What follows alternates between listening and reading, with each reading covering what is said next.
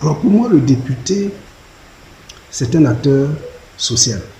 C'est quelqu'un qui agit pour le bien-être d'une communauté donnée, la communauté qu'il a élue, donc sa circonscription. Il est aussi le député de la nation, parce que le poste de député est un poste politique au niveau national. Donc je peux dire même que c'est la première fonction politique au niveau d'une nation. Donc un député, quelle que soit sa formation de base, il doit développer des aptitudes en vue de mieux servir sa population. Né en 1972 à Thiébissou, le professeur Conan Roger Langui est titulaire d'un doctorat unique obtenu en 2004 sous la direction du professeur Bernard Zadi Zauro. Écrivain, syndicaliste et conférencier, il est aussi militant du PDCI-RDA et membre du bureau politique. En tant que fils de la région, le professeur Roger Conan Langui est peiné de l'état de précarité avancée dans lequel se trouve Thiébissou, la terre de ses ancêtres. Cette terre qu'il a vu naître. Les gens sont dans la poussière au marché. Imagine, sous la pluie, même la nourriture que la population aura achetée commence à exploser. Moi, j'ai fait un tour, les petits restaurants qui sont là. J'ai vu comment les dames la suivent.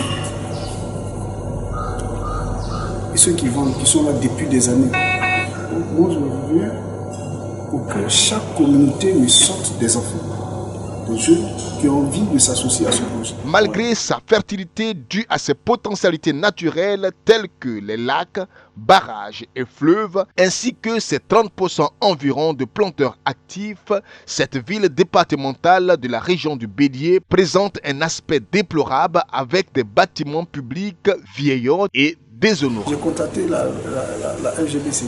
On me dit qu'il n'y a pas d'usine. Si tu me démontres qu'il y a une usine à Thiébissou, demain on va s'implanter là-bas. Ouais. J'ai dit, on peut vous aider, on peut vous donner le terrain. Bon, faites les papiers, mais faites aussi le recensement de tous les fonctionnaires. C'est moi qui ai fait la campagne d'Aoussou de Koubi jusqu'à Yapab au Station. J'ai traversé près de 19 villages. Waoussou. Je n'ai pas demandé un rôle. D'ailleurs, même quand ils arrivent, tu payes ta chambre, c'est toi, tu es un professeur, non? Tu n'es pas comme les autres, donc je ne suis pas là pour ma propre campagne. En tant que natif et fils de Thiébissou, le professeur Langui est très souvent présent sur la terre de ses ancêtres pour s'imprégner des réalités et de leur vécu quotidien. Suivez l'une de ses nombreuses visites dans la ville, c'était en 2018.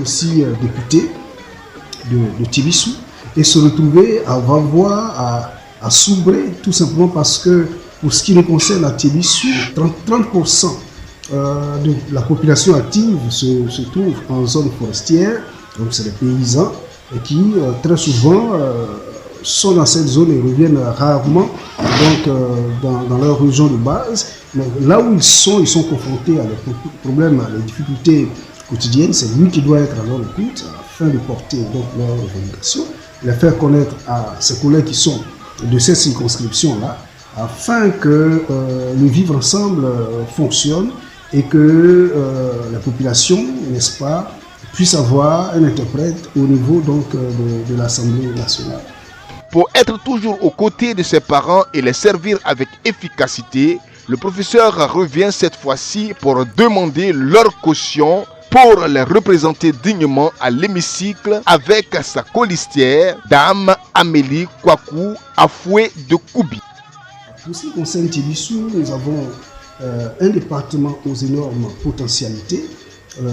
Si je suis député, la première des choses, c'est que il faut récupérer la jeunesse qui est aujourd'hui abandonnée à ce sort.